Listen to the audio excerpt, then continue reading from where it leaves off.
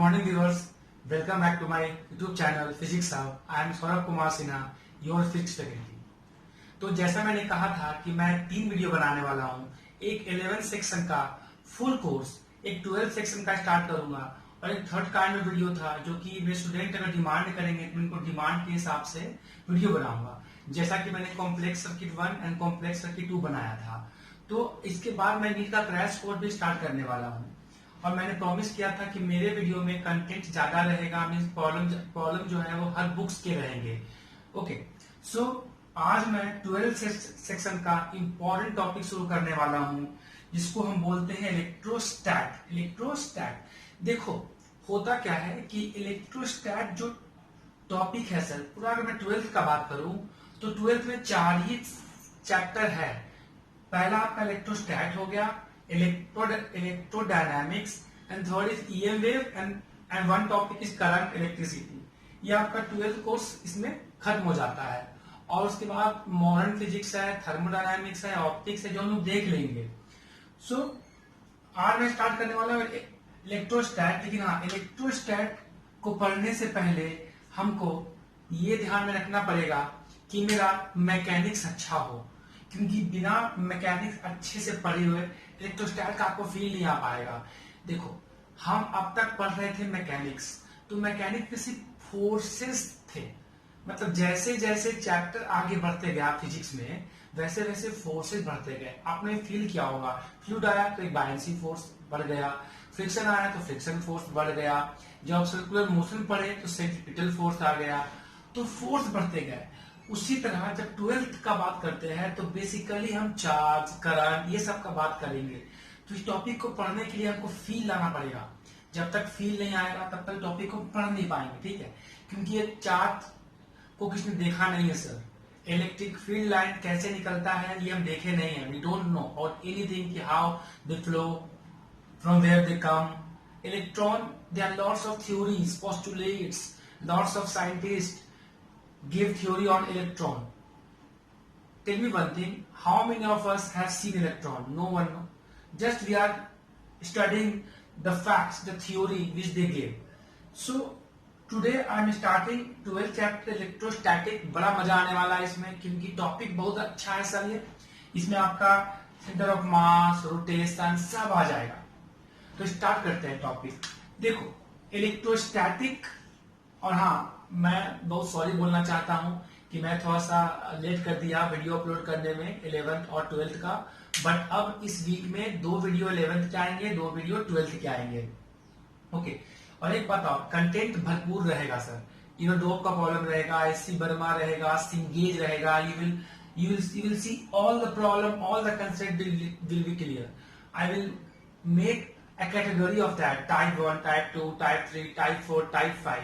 And if you want any problem to be solved, I will give you my WhatsApp number. Just give me the problem.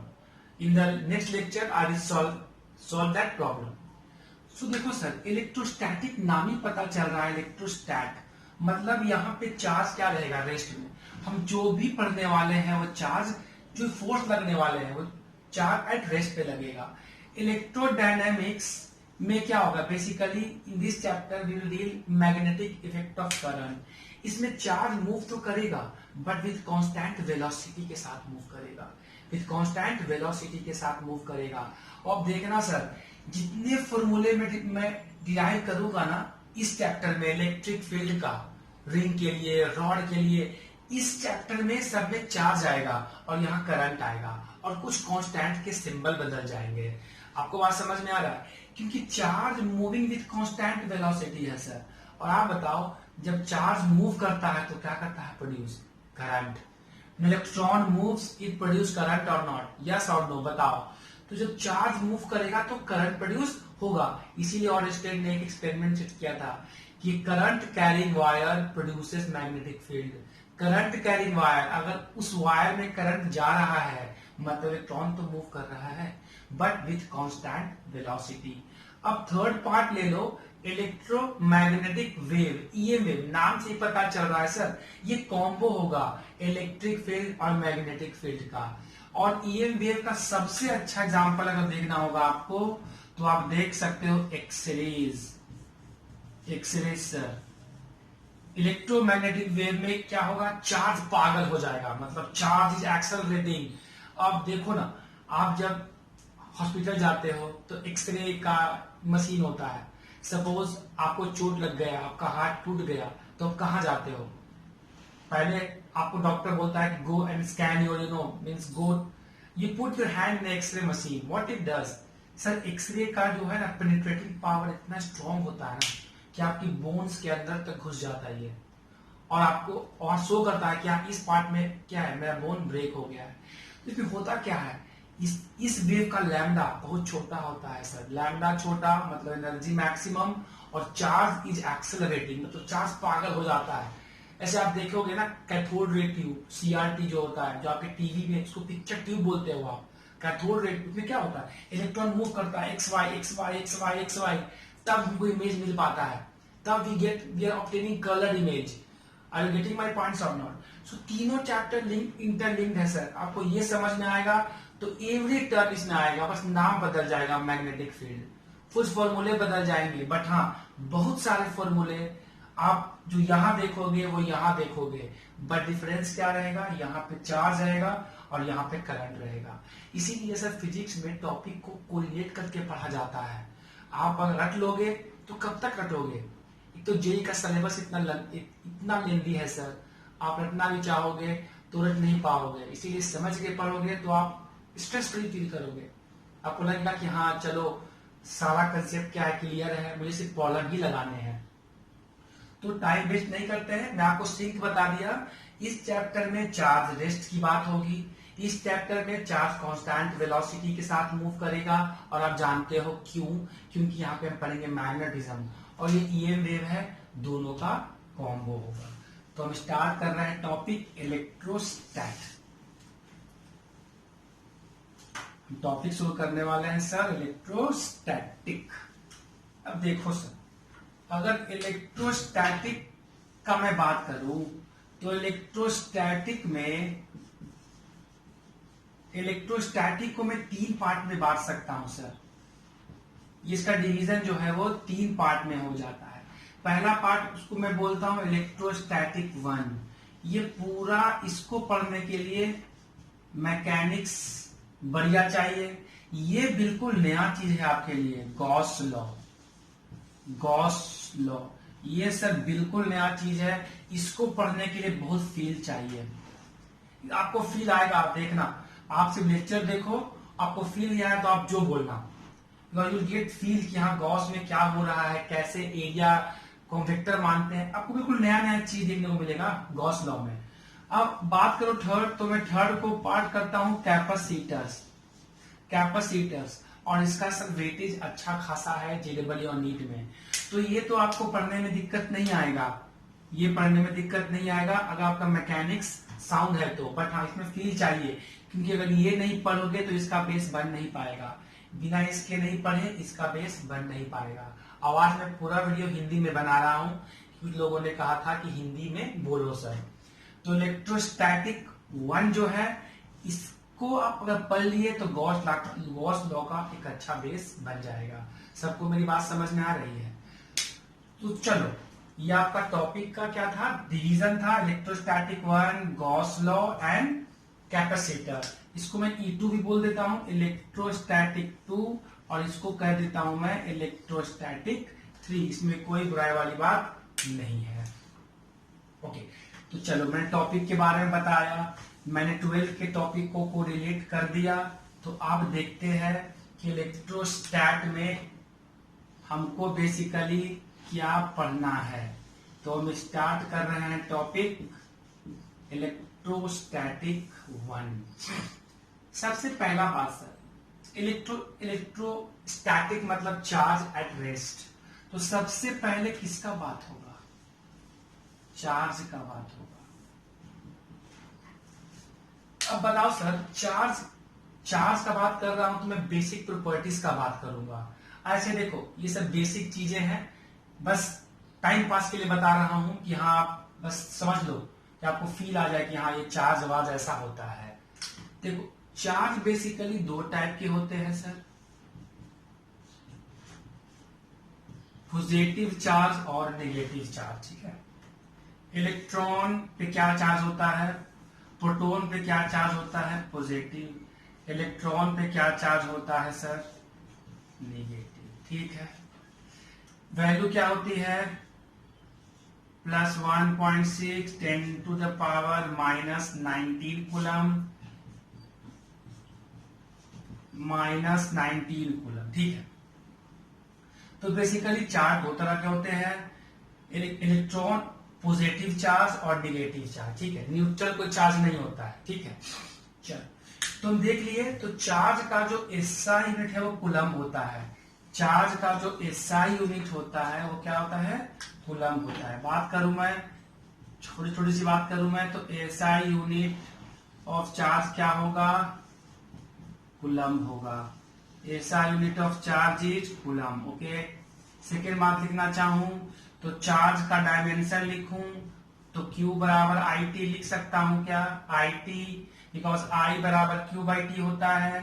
तो देख लो I को हम लिखते हैं किससे, ampere से, और टाइम को क्या लिखेंगे, कैपिटल T में डायमेंशन पे। तो A पर पावर 1, T पर पावर 1, मास कुछ है नहीं, L0, इसका डायमेंशन ये हो सकता है। This is dimension of charge, okay. तो चार्ज बेसिकली दो तरह के होते हैं, पॉजिटिव चार्ज, नेगेटिव चार्ज। और जानते हो सबसे छोटा चार्ज हम लोग क्या देखे हैं अभी तक, सबसे छोटा चार्ज हम इलेक्ट्रॉन देखे हैं सर। सबसे छोटा चार्ज क्या है, इलेक्ट्रॉन। उससे छोटा चार्ज कोई होता ही नहीं है, ठीक है। तो ये सब बेसिक बात हम कर लिए, ठीक है। तो चार्ज का क्या होता है, ऐसा यूनिट कूलम होता है, ठीक है। अब थोड़ा सा चार्ज का प्रॉपर्टी पे आ जाए, क्या आ जाए, प्रॉपर्टीज। चार्ज का प्रॉपर्टीज देखो, पहला प्रॉपर्टी सर, पॉजिटिव चार्ज में क्या होगा बताओ, रिपल्सन मतलब दुश्मनी होगा, सेम जेंडर के है ना, तो they will repel, okay. Second, opposite charges क्या करेंगे, अट्रैक्ट। अब देखो सर, हम ऑलवेज अपोजिट अट्रैक्ट। देखो एसिड है तो बेस होगा, इलेक्ट्रॉन है तो प्रोटॉन होगा, है कि नहीं। ये तो सर मतलब दुनिया का सिद्धांत है, ये opposite always attract. Girl is getting attracted towards boy, sorry उल्टा बोल दिया मैं, boys are getting attracted towards girl, है कि नहीं। सो अपोजिट ऑलवेज अट्रैक्ट, सब बेसिक, बिल्कुल बेसिक प्रॉपर्टी है। ये क्या था, फर्स्ट प्रॉपर्टी था स्मॉलेस्ट चार्ज क्या है, smallest charge is seen on electron. कितना होता है भाई, है कि नहीं। Smallest charge is seen on electron which is -1.6 10⁻⁻19, बहुत छोटा है। देखो सर माइनस पावर है, मास ऑफ इलेक्ट्रॉन क्या होता है, मास ऑफ इलेक्ट्रॉन इज 9.1 10⁻31 kg। देख लो सर इतना बड़ा है कि इसको उठाने के लिए आपको बाहुबली बनना पड़ेगा। जो गाना बजता है ना बाहुबली वाला, जब उठाता है वो लॉर्ड शिवा को अपने कंधे पे, यस और no, I was just joking. इतना छोटा है सर कि मतलब you can't see -31 kg, okay. तो plus repulsion, plus minus attraction, smallest charge seen on electron is -1.6 10⁻⁻19 coulomb. Mass of electron is 9.1 10⁻⁻31 kg। इसीलिए कहा जाता है सर कि कभी भी इलेक्ट्रॉन पे अगर 1 न्यूटन का भी फोर्स लगा दोगे ना, तो ये इतना ज्यादा एक्सेलरेशन अचीव कर लेता है। आपको दिखाऊंगा मैं, क्या आप खुद नहीं बोलोगे इतना 1 न्यूटन के फोर्स में इतना सारा एक्सेलरेशन। समझ में आ रहा है ये बात। ये सब बेसिक प्रॉपर्टीज हैं जो आपको बचपन से सिखाया गया होगा। Charge can neither be created not be destroyed, ठीक है। तो ये थे 2 प्रॉपर्टी। अब तीसरा प्रॉपर्टी थोड़ा देखो, ये एक अच्छा प्रॉपर्टी है। और देखो charge is quantised, charge is quantised means की charge always exist at q equal to plus minus any. आपने एक वर्ड सुना होगा quantisation of angular momentum. Okay, so charge is quantised का मतलब क्या समझे sir? Where n can be any integer, n can be any integer, no 1 से start कर लो, चले जाओ। Okay, n can be any integer, if n is 1 this is 1, 2e 3 means कुछ ऐसा हो सकता है 2e 3e प्लस माइनस दे दूं प्लस माइनस 4e। अब देखो समझो इसका फील क्या है। अभी तो हमने कहा ना सर कि चार्ज हमेशा क्वांटाइज रहेगा, तो और इससे पहले एक बात हमने बोल लिया है कि इलेक्ट्रॉन से कोई छोटा चार्ज नहीं हो सकता है। तो एक बात तो फैक्ट है ना, चार्ज हमेशा क्या होगा, इंटीजर में एग्जिस्ट करेगा, कभी फ्रैक्शन में नहीं होगा। चार्ज हमेशा इंटीजर में एग्जिस्ट करेगा, कभी फ्रैक्शन में नहीं होगा। देखो फ्रैक्शन में नहीं होने का कारण भी है, आप लिखते हो e/3, e/4, 2e/3। तो अभी अभी हम लोगों ने कहा है कि इलेक्ट्रॉन से छोटा चार्ज कोई है ही नहीं। तो सपोज इलेक्ट्रॉन पे चार्ज कितना है 1.6 10 टू द पावर -19 कूलम, उसको अगर 3 से डिवाइड कर दोगे तो और छोटा हो जाएगा ना। समझ में आ रहा है? इसीलिए चार्ज हमेशा क्वांटाइज मतलब always exist in integral multiple, it always exist as integral multiple. But आपको बता दूं सर, रीसेंट डिस्कवरी जो भी अभी है वो कि चार्ज जो है वो कुछ ऐसा भी एग्जिस्ट किया गया, देखा गया है, plus minus e/3 plus minus 2e/3, कुछ ऐसा फॉर्म में दिखा गया। इसको हम लोग बोलते हैं क्वार्क्स। क्या बोलते हैं इसको हम लोग बोलते हैं क्वार्क्स। देखो sir, this charge exist in fraction, latest research says that कि ऐसा भी चार्ज एग्जिस्ट करता है सर, बट इसका नाम है क्वार्क्स। देखो पर ये चार्ज को कभी हम लोग यूज नहीं करते हैं, क्यों? पहला ये अनस्टेबल होता है। पहला बात क्या है, ये अनस्टेबल है, ये इसको अनस्टेबल चार्ज बोलते हैं। क्या बोलते हैं? Unstable charge. और दूसरी बात है ना, इसकी लाइफ स्पैन, इसका लाइफ स्पैन इतना छोटा होता है ना, बना खत्म हो गया। तो इसको आप means you can't feel it.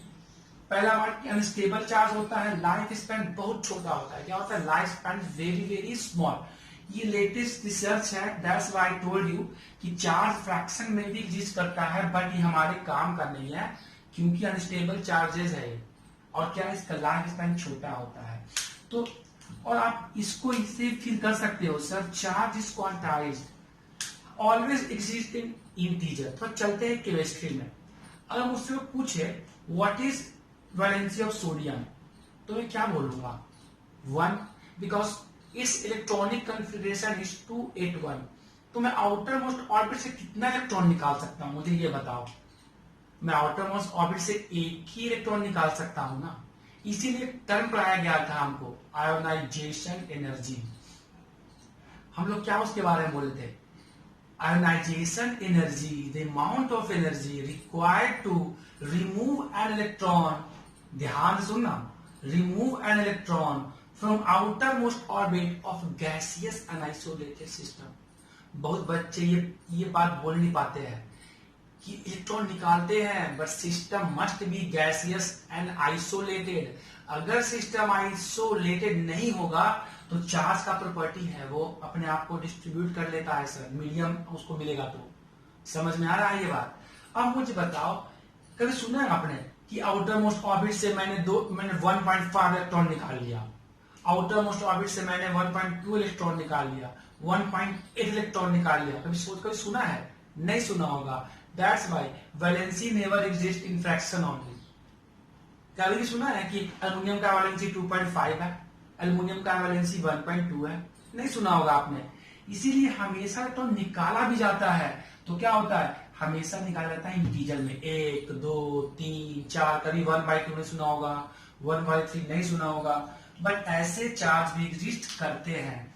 I hope आपको ये क्वांटाइजेशन का मतलब समझ में आ रहा होगा कि चार्जेस ऑलवेज एग्जिस्ट इन इंटीजर, चार्जेस ऑलवेज एग्जिस्ट इन इंटीजर, क्योंकि हमने इससे पहले भी एक वर्ड यूज कर चुके थे कि इलेक्ट्रॉन से छोटा चार्ज एग्जिस्ट नहीं करता है। आप देख लो, इलेक्ट्रॉन से छोटा है, इलेक्ट्रॉन से छोटा है, तो इसको अनस्टेबल चार्ज बोलते हैं, इसका लाइफ स्पैन बहुत छोटा होता है।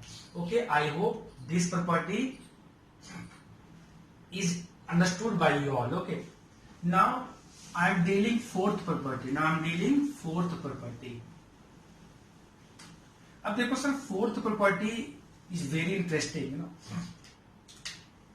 फोर्थ जो प्रॉपर्टी है ना, ये बड़ा इंटरेस्टिंग प्रॉपर्टी है। ये सबसे इंटरेस्टिंग इसलिए है ना क्योंकि थोड़ा यूनिक है। क्या है? चार्ज, सुनना अच्छे से, charge does not depend upon velocity, does not depend upon velocity, but mass depend upon velocity, but mass depends upon velocity। अब ये क्या बोल दिया मैंने भैया? Charge does not depend upon velocity but mass depends upon velocity. कहने का मतलब समझो, हम लोग क्लास में चौक से पढ़ाते हैं सर, सपोज चौक से लिख रहे हैं, बहुत छोटा हो गया, मतलब वो घिस गया। अच्छा, उसको मैं कितना भी जोर से फेंकूंगा तो क्या वो स्पीड ऑफ लाइट को अटेन कर लेगा? नहीं सर, स्पीड ऑफ लाइट तो छोड़ो ना, अगर वो इतना भी अटेन कर ले 100 मीटर पर सेकेंड तो हमारे लिए बहुत ज्यादा हो जाएगा। समझ में आ रहा है? अब तुम बताओ कि अगर किसी में ये कैपेसिटी हो कि कोई भी ऑब्जेक्ट को हम वेलोसिटी, स्पीड ऑफ लाइट के स्पीड से मूव करवा सकते हैं, तो क्या बोलोगे? क्या अब वेलोसिटी उसके लिए कोई पैरामीटर रहा? नहीं रहा। कि देखो, स्पीड ऑफ लाइट एक पैरामीटर है कि बहुत बड़ा स्पीड है, और उस स्पीड से कोई पार्टिकल को चलाना पॉसिबल नहीं है। बट देखो, मास को जब भी फेंकोगे ना तो वेलोसिटी पे डिपेंड करेगा, क्योंकि छोटा आएगा वेलोसिटी। कभी भी स्पीड ऑफ लाइट तो बहुत बड़ा वैल्यू हो गया, उससे बहुत छोटा वैल्यू आएगा। लेकिन देखो क्या होगा चार्ज के साथ, तुम देखना अच्छे से। मतलब कहने का मतलब है कि अगर तुम किसी चीज को स्पीड ऑफ लाइट अटेन करवा दो तो अब वो ऑब्जेक्ट वेलोसिटी से इंडिपेंडेंट हो जाएगा। एक रिलेशन भी दिए थे आइंस्टाइन ने, मैं तुम्हें वो दिखाऊंगा। ओके, देखो अच्छे से, सपोज ये चार्ज है सर, क्या है? ये चार्ज है। अब मान लो मैं इस चार्ज को एक लपड़ मार दूं, मतलब लपड़ कहने का मतलब है कि 1 न्यूटन फोर्स से इसको मैं मार दूं। और तुम जानते हो मैं चार्ज का बात कर रहा हूं तो मैं इलेक्ट्रॉन का बात करूंगा, ठीक है? इसको मैं 1 N से मार दिया तो ये मूव कर गया होगा, है कि नहीं? मान लो स्टार्टिंग में रेस्ट में होगा, ये एक्सेलरेट कर गया कुछ ना कुछ वेलोसिटी से, सपोज ये एक्सेलरेट कर गया। इसका मास तो मुझे पता है sir, what is mass of electron? What is mass of electron? Can you tell me? Mass of electron is 9.1 10 to the power minus 19 coulomb है सर, कोई बुराई वाली बात नहीं है। तो सर फोर्स निकालूंगा तो फोर्स के लिए क्या करूंगा? देखो तो मास इंटू एक्सेलरेशन कर सकता हूं, मास इंटू एक्सेलरेशन। अब तो फील करना, देखो यहां पे क्या होगा। अब मैं लिख दिया मास इंटू एक्सेलरेशन, इसको रब कर देता हूं मैं अभी इस प्रॉपर्टी को। अब मुझे बताओ कि मास इंटू एक्सेलरेशन, फोर्स कितना था? 1 न्यूटन का फोर्स था, मास था 9.1 10 to the power minus 31, okay sorry this is 31 kg, okay, into a. बताओ सर ये क्या मिला? तुम देख लो, तुमको खुद ये बात, आप लोगों को खुद ये बात फील हो गया होगा। This is 1.91 10 to the power minus 31। तो ये कितना है सर? इसको छोड़ दो यार, ये तो बहुत तुच्छ क्वांटिटी है, बहुत, इसको ना भी लेंगे तो चलेगा। तो कुछ ऐसा क्वांटिटी मिल रहा है, देखो तो 31 मीटर पर सेकेंड स्क्वायर। अब तुम खुद ही बताओ सर, 1 न्यूटन फोर्स लगाने पे इलेक्ट्रॉन को इतना इतना ज्यादा मिल गया, 10⁻31 मीटर पर सेकेंड स्क्वायर। सोचो 1 न्यूटन से ये इफेक्ट आ रहा है इसके एक्सेलरेशन पे, तो अगर लगाओगे फोर्स 100 न्यूटन तब क्या आएगा? सोच लो, ये और बड़ा हो जाएगा, है कि नहीं? ये और बड़ा हो जाएगा। तो अब मुझे बताओ कि 1 न्यूटन से ये हालत है, तो 4 बढ़ाएंगे तो और क्या हो जाएगा? दिस विल इंक्रीज और नॉट? अब तुम बताओ, क्या चार्ज डिपेंड कर रहा है वेलोसिटी पे? नहीं कर रहा है। आगे चल के डिवाइस पढ़ेंगे हम लोग, साइक्लोट्रॉन, वहां हमको समझ में आएगा ना क्या होता है। वहां चार्ज को घुमाया जाता है और घुमाते घुमाते वो स्पीड ऑफ लाइट को अटेन कर लेता है और निकलता है बाहर और हिट करता है क्या? किसी मेटल के न्यूक्लियस को वो ब्रेक कर देता है। It strike with lots of velocity that it destroy the nucleus and emit radiation. समझ में आ रहा है जो मैं बोल रहा हूं? ये बात कितने को, सबको ये बात समझ में आ गया जो मैं बोला? अब देखो इसी के बेस से एक लेसन है जो आइंस्टाइन ने दिया है, एम नॉट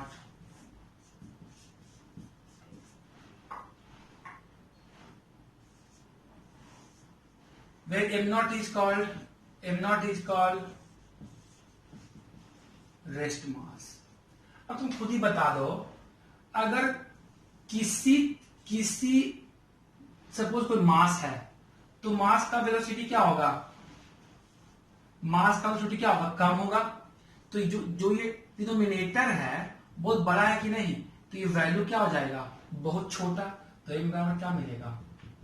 एम नॉट और नॉट। देखो, क्योंकि मास को कितना भी तुम फोर्स से फेंक दो, वो कभी भी स्पीड ऑफ लाइट के बराबर क्या हो, छोटा वैल्यू उसका होगा वेलोसिटी का। तो ये क्वांटिटी क्या हो जाएगा? ये बहुत बड़ा है, ये छोटा है, तो this quantity will get what? This quantity will get reduced और नॉट? जल्दी बोलो, यस और नो, हाँ या ना? सही बोल रहा हूं? तो ये 1 बन जाएगा कि नहीं? तो एम बराबर क्या हो जाएगा? एम नॉट हो जाएगा। समझ में आ रहा है ये बात? अब देखो, अगर कोई भी ऑब्जेक्ट स्पीड ऑफ लाइट को अटेन कर लेता है, तो ये दोनों क्वांटिटी क्या होगा? 1, तो मास क्या हो जाएगा? m/0, that is infinity. ये पॉसिबल है? नहीं है। इसीलिए कहा ना कि मास को कभी भी स्पीड ऑफ लाइट अटेन कराया नहीं जा सकता है। समझ में आ रहा है बात? अटेन कराया नहीं जा सकता है। ठीक है, देखो एक बात और बताओ, charge can be associated with mass, but ये कोई जोड़ी नहीं है कि मास को भी चार्ज से एसोसिएट होना चाहिए। समझ में आ रहा है ये बात? ये कितनों को समझ में आया? इसीलिए मास कभी भी डिपेंड नहीं करता है वेलोसिटी पे। ठीक है, ओके। चार्ज जो है, फिर जो आपका 5वां चार्ज का प्रॉपर्टी है, वो क्या कर सकते हैं? Charge always exist with mass. Charge always exist with mass, but mass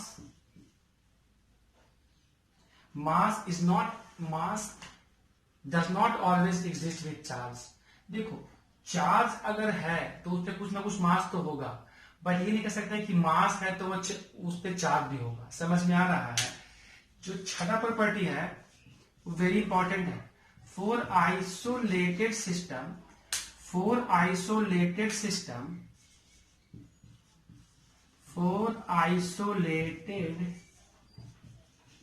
system